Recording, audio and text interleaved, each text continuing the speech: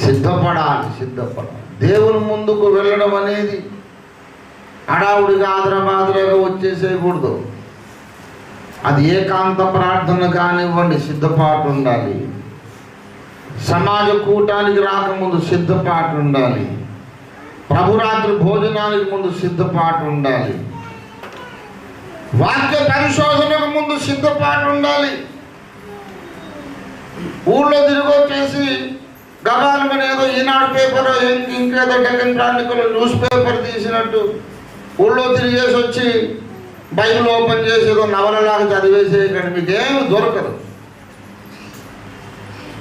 Bible చదవక ముందు సిద్ధపాటు, దేవుని వాక్య వినక ముందు సిద్ధపాటు. Without preparation don't attempt any spiritual exercise. That is the lesson for today. ఈరోజు పాఠం ఏంటంటే సిద్ధపాటు లేకుండా ఏదో ఆషామాషిగా నీవు ఆత్మ సంబంధమైన కార్యక్రమాలు ఏమి చేయడానికి వీల్లేదు. అసలు వినడానికి కూడా సిద్ధపాటు అవసరం అన్నాడు. ఇర్మియా గ్రంథము 6వ అధ్యాయం 10-11 వచనాలు చూడండి.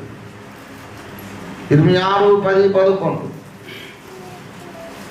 సైన్యములకు అధిపతియగు యెహోవా ఇలాగు సెలవిచ్చుచున్నాడు. ద్రాక్ష చెట్టు ఫలము ఏరుకొనున్నట్లు 6:10 ఎవరికి సాక్ష్యం ఇచ్చేదను? విందురని నేను ఎవరికి సాక్ష్యం? విందురని నేను ఎవరితో మాట్లాడేదను? ఎవరికి సాక్ష్యం ఇచ్చేదను?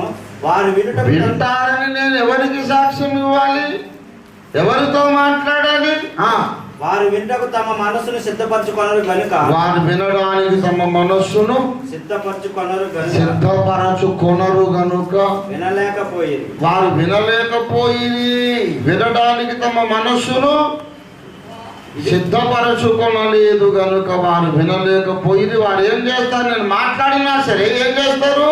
ఇదిగో వారు యెహోవా వాక్యమందు సంతోషము లేని వారై, యెహోవా వాక్యమందు సంతోషము లేని వారై దాన్ని తృణీకరింతురు. దాన్ని ఏం చేస్తారు? తీరా మాట్లాడినా సరే తృణీకరించేస్తారు.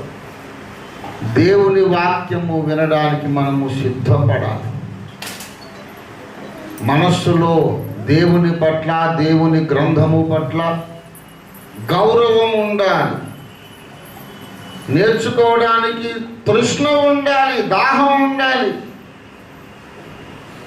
దేవుడు మాట్లాడాలి అంటే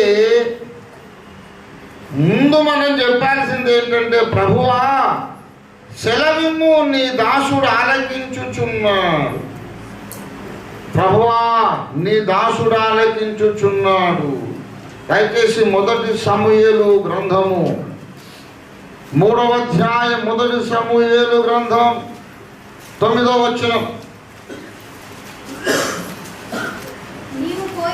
నీవు పోయి పండుకొమ్ము, ఎవరైనా నిన్ను పిలిచిన ఎడల యెహోవా నీ దాసుడు ఆలకించుచున్నాడు, ఆజ్ఞ ఇమ్మని చెప్పుము. వినేవాడు ఎవడై ఉండాలి? దాసుడు. దేవుడు